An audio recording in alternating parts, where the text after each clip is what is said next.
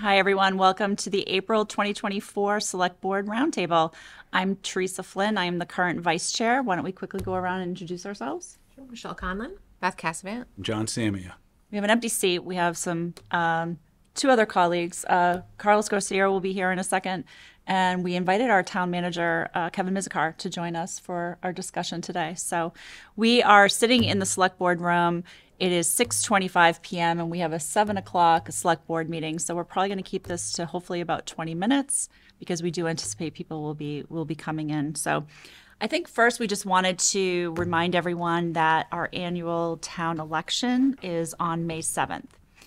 And I would say it's unfortunate. There's not really anything that's a contested race, if you will. So residents would be asked to vote for one person for moderator, one person for select board, one person for school committee, one person for housing authority. There's only one person running respectively for each of those.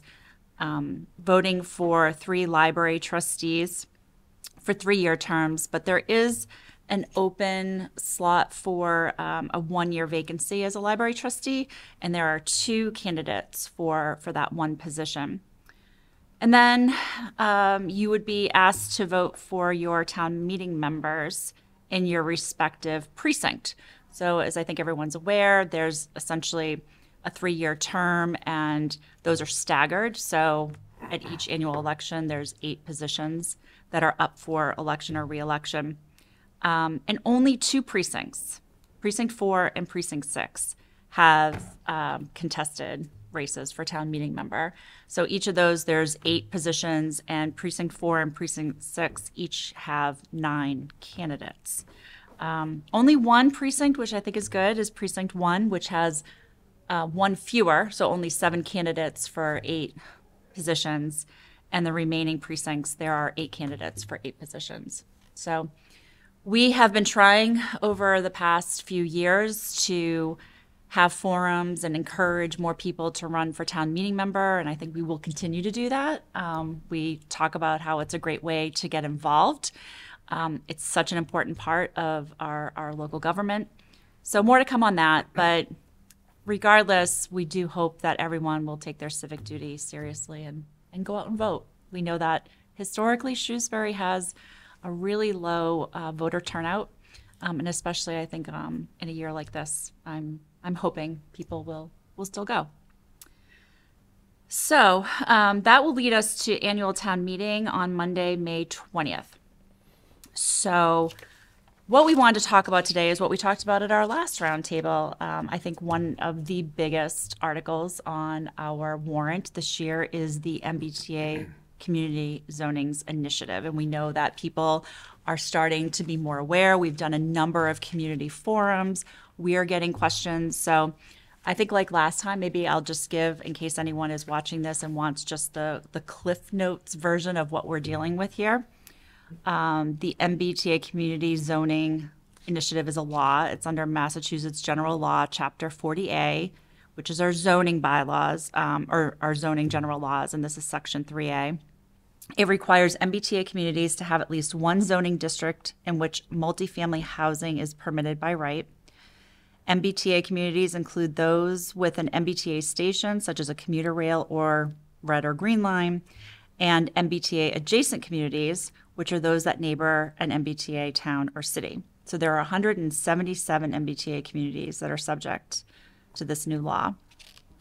Shrewsbury is an adjacent community. We do not have an MBTA's station or commuter rail, but we obviously are next to Westboro, and Worcester, Grafton each have one. So again, we're an adjacent community.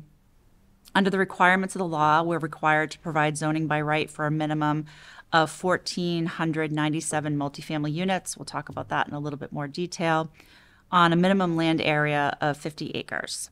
And we're required to comply with the law by the end of 2024.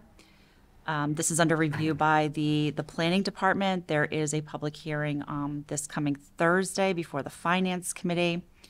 And then the final proposal will be brought forward to town meeting in May, which, as we said, starts on May 20th, Monday, May 20th.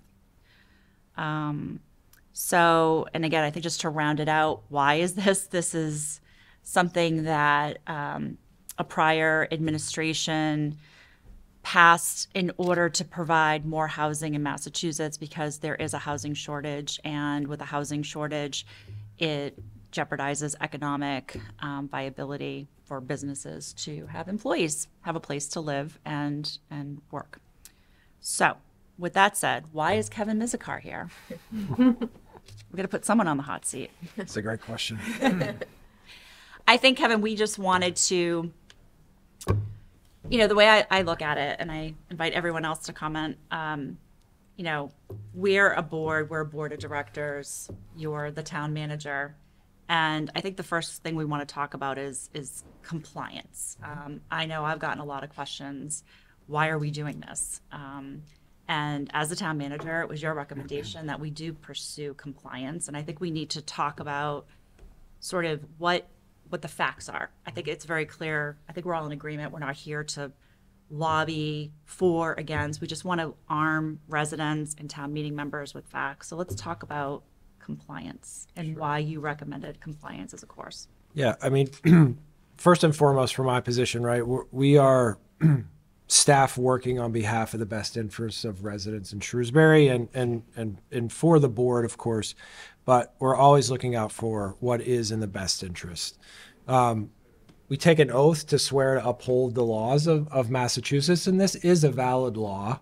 There's no question in my mind of whether it's constitutional or not. The state has very well-defined powers that is held for itself in the areas of zoning, and particularly when it comes to housing. So we feel it's important from a staff level to provide a path for our legislative body, which is town meeting, to gain compliance with this state law. I think there are implications that we know right now, grants being one of them, that would challenge the community if we weren't in compliance. I think the way that some of this is playing out, that non-compliance could mean a lot more than that, depending on how things shake out. But I think right now, in kind of this first approach at it, if we weren't able to achieve compliance, I think this is the time where we'll have the most autonomy in the process to really define the zoning on our own. And that if we weren't in compliance, that the state would step in because of their overarching interest in this area and the housing crisis and challenges that, every community is facing, and, take further action. When you say take further action, do you mean they would draw the zone for us? I mean, I don't have any specific thing to cite that I know that they would do that, but I think that's a possibility, right? It's kind of weird in my mind. I go into like what happens when states or entities across the country don't comply with precinct lines, being appropriately drawn or taking action and taking those voters' rights responsibility. The higher level of government steps in and draws those lines for them, or has a heavy hand in them. So I just think we have the greatest autonomy through our own legislative body at this time to find a path to compliance. You see that as well with the Attorney General's complaint that was filed with the Supreme Judicial Court. It's praying for declaratory, injunctive, and other relief. So it's not simply, hey, grants aren't in play, it's shall. The law is not permissive. As if it were to say may, then you'd have the optionality and say, we do not. Okay, the grants will take off the table, but that's the argument. If you read the complaint or part of it, that it's not a permissive obligation, and that's similar to, as you said, Kevin, the Attorney General in the complaint is saying, that is my job as Attorney General to enforce laws of the land, and similarly that's why they're praying for relief with the Supreme Judicial Court, which isn't happening into the fall, and we all know decisions take months and months, usually, to get a decision out of it. So it goes back to autonomy to put it in a situation where we define what the future will be based on a law that has precedent in other areas about constitutionality. Yeah. And the Attorney General is giving, so why now also I think is really important, because as Planning Director McGoldrick came in to the board and laid out this process for all of us in January of 2023. And he said, we're targeting May of 2024 so that if town meeting seeks changes, as they have the right through the legislative body, that we have the opportunity to go back at a regularly scheduled meeting in the fall and gain compliance at that time if we miss the mark the first round. I think we have a really well thought out proposal. I don't think we've missed the mark. That's the legislative body's decision, but we want to give ourselves another opportunity to gain compliance in the fall and fully hear from town meeting. Just last night, I just found out within the last hour that Marshfield town meeting rejected their MBTA zoning proposal. And the Attorney General's comment to that, as far as I've read, is they have until December 31st to comply, right? So no action's being taken to them. And Milton's different because they're a rapid transit community, and they were forced to comply by last December 31st. So now is important for us to have this conversation. On the flip side, didn't Westboro pass theirs in March when they had their town They meeting? did. They did. And Northborough, does anybody know if they passed theirs last night? Their town meeting was last night. I haven't heard, but the fact that I heard that Marshfield didn't, I assume that Northborough did. Right, you're only hearing Yeah. who didn't. Yeah. Yeah, I think that's what's, I think we're going to have to continue to sort of really define consequences.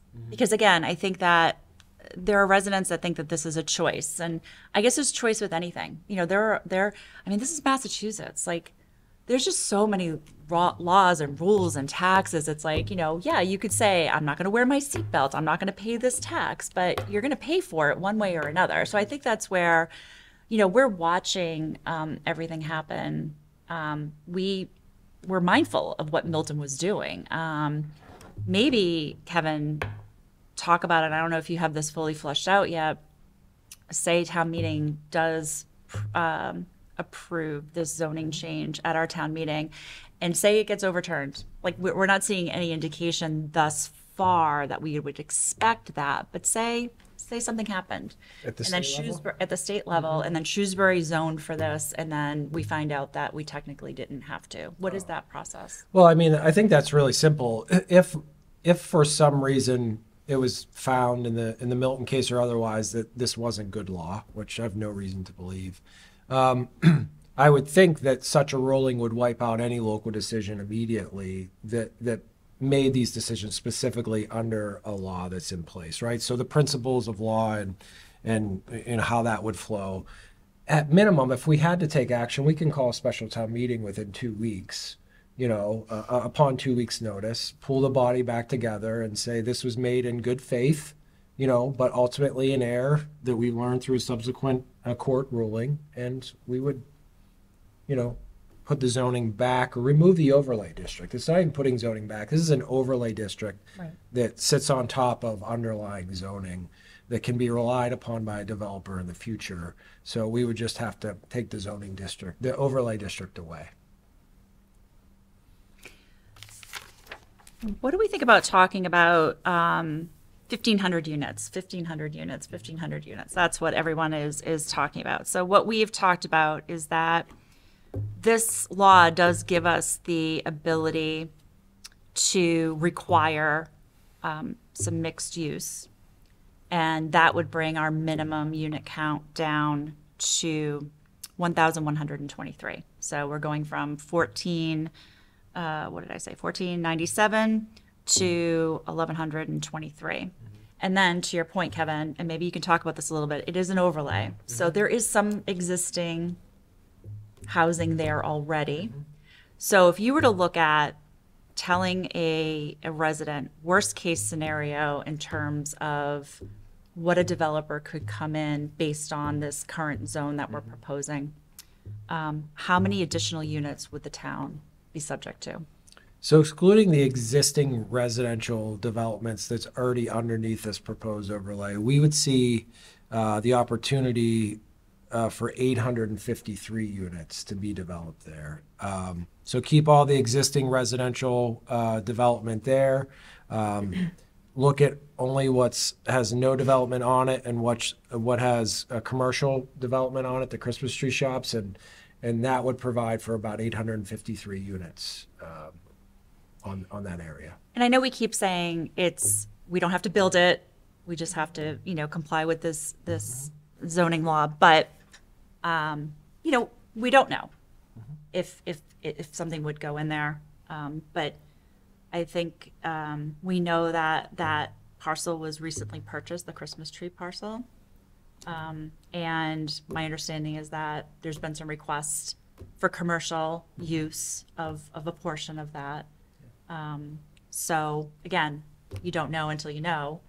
But, if we were to say to people, in terms of the concern around growth, residential growth in the town, at least we can say it's not 1,500, it's about 850. Yep. But I think it's important to talk about the cost, the impact to the town. I think that's what residents are saying. They associate growth with higher taxes, with too much of a strain on our infrastructure, with too much of a strain on our schools, and therefore this will cost the town. So I think, again, while you're here, talk us through that. So using the actual data that we know from Shrewsbury, because of the growth in the community over the last, decade or more, or 2 decades, we've tracked development and its impact on schools and public services really specifically. So we have a really great data set that we rely upon, and we actually kind of publish it every year internally, and we call it a report on this number of school children in developments. And so when we look at apartment developments in the community, we look at 4 major apartment communities: Madison Place, Avalon, Quinn 35, and Edgemere Crossing. And across those 4 developments, there's actually 846 apartments. So pretty close to the 853, ironically, that we think could fit there. In those 846 units, right as of October of 2023, there's 163 school-age children. That works out to 0.2 of a child per unit. So the impact on apartment development in the community, it's not even close to 1 children per unit, let alone 1 children per bedroom or something like that. So this is just great data. We can go community by community. Avalon has the most children at 111 in those 250 units. Even at that, that's still 0.44% of a child per unit in that development. So whenever I think of, or whenever we've run the analysis on 853 units, we rarely look at calling anything from real estate taxation or motor vehicle excise a profit or a gain. But we see that the expenses associated with educating those students, providing additional public safety services and other things, to cost less than the taxes we anticipate raising. Specifically, just using really round numbers, based upon the same percentage of children in schools coming from those units, we would have roughly $3 million in revenue from such a development, and have about less than $1.2 million in new expenses to provide services as we do right now. So that it's almost $2 million in revenue that would exceed those specific expenses. So that's looking at the average. Of course, education is the highest cost, in these categories. And it's inappropriate to use per pupil, calculations, because that per pupil is a range of needs for students, and each incremental student doesn't cost the average. So in working with the schools, when they're budgeting, they really look at the number of students that impact the 3 various cohorts. So say elementary, middle school, and high school being the 3 cohorts. And any time that within any one of those single cohorts that you're getting 50 or more students, the likelihood of actually needing to add additional teachers then comes into play. Because, when you have 13 different grades and you're looking at, X number of students, the likelihood of them spreading out over those 13 grades and not actually requiring an additional bus, an additional teacher, additional significant amount of textbooks is pretty low. So you don't want to use the per pupil number. We look at it in groupings of 50 or more students in any single cohort. So I think what we're trying to sort of, again, arm people with information. It's, would this result in a tax increase? We've had recent apartments built in Shrewsbury, Market Basket, Quinn 32 over at Whole Foods, et cetera. And this, based on today, we don't anticipate this would require a tax increase. We don't expect. And I think that's important. Like when I look at the history of Shrewsbury, there's been growth, there's been significant growth. And in a lot of respects, that growth sustained our tax revenue to afford us to, have the things that are needed to support that growth in town. But I think that, when I look at this, it's sort of, I understand the concerns of residents, and I'm not trying to diminish those. Again, I'm just trying to say this is not in itself a reason for a tax increase. This is not going to, strain our infrastructure. Kevin, I think I asked you, can our sewer handle it? Do we have enough water, et cetera? But I think that, we know with 40B, we could get even more housing in this same area. It's sort of this, we don't own a lot of the land in Shrewsbury. It's privately owned land that people can do a lot. Yes, we have zoning, but then there's we could debate MBTA zoning a lot, but 40B is worse, in my opinion. I hope that's okay to say, but I feel very strongly, if I were to go and fight the state on things, and I know the fight has been tried to fight, this is probably, 40B is more of a pain point. So it's sort of a, I would say 40B developers have even more control over the town and can dictate more to the town in their development process than would be permissible under this MBTA zoning, for sure. Yeah, I feel like I'm monopolizing this conversation, guys. You're like, I'm fine for Teresa to have this conversation. Yeah, I think that, how do I put it? People are concerned about the growth in Shrewsbury. I think part of it is they're concerned about the growth and how we can handle the growth, how we can pay for the growth. But I think people just don't want more people. They're concerned it's just too crowded. They're concerned about traffic. And this is a hard thing when, they look to people like us and say, you have to stop the growth in Shrewsbury. That's not a realistic thing to do. Just like a lot of us move to Shrewsbury, other people are going to move to Shrewsbury. I would jump in and save you with one thing that I think is, so I've just been spending a lot of time listening to MBTA webinars and things put out by the state. Thank you to my colleague, Mr. Garcia, who keeps sending me more to listen to. But I think, so someone asked me yesterday, what is it exactly that the state is trying to solve for? And I explained to them that they're trying to solve for the lack of that diversity in housing stock, right? That place for our young people to live when someone graduates from college or just starting out their life, and where do they go? And we all know that housing costs are astronomical, and not every family has children. Not every family wants to live in a single family home, right? But I think what I'm hearing is two fears at one time. One is that housing is too expensive and we want more housing options, but we don't want more apartments. And so how do we unpack those two simultaneous fears in a way that people can be comfortable with what this MBTA zoning is trying to achieve? And I think the other piece that I hear a lot about is the affordable housing piece.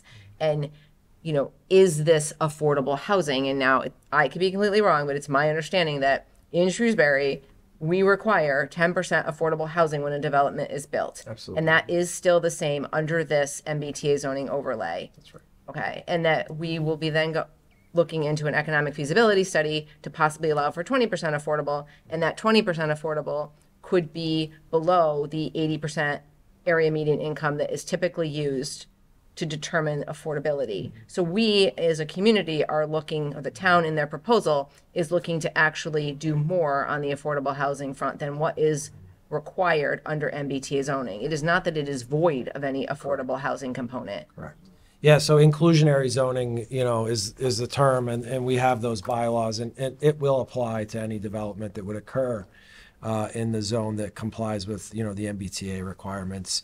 And just back to development and lack of desire for additional apartments, whenever we think about single-family homes, we need to take those children per unit and double or triple it in comparison to the apartment community. So we also look at subdivisions, and when we look at that, we're getting one child per single-family home, where on the apartment units, we're getting, in the Edgemere Crossing development in and of itself, the newest apartment, 0.08 children per unit. So the single-family homes are really where the additional school-age children reside.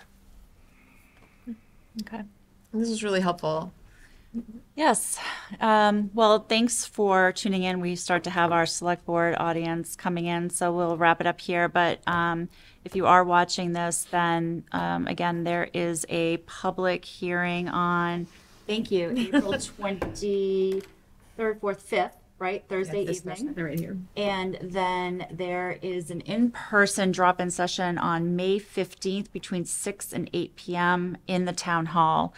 So again, talk to your town meeting members, certainly reach out to any one of us, go to this drop-in session. We continue to update the website. We're working on some frequently asked questions, but we certainly welcome any conversation and we want to hear from you. So with that said, good night.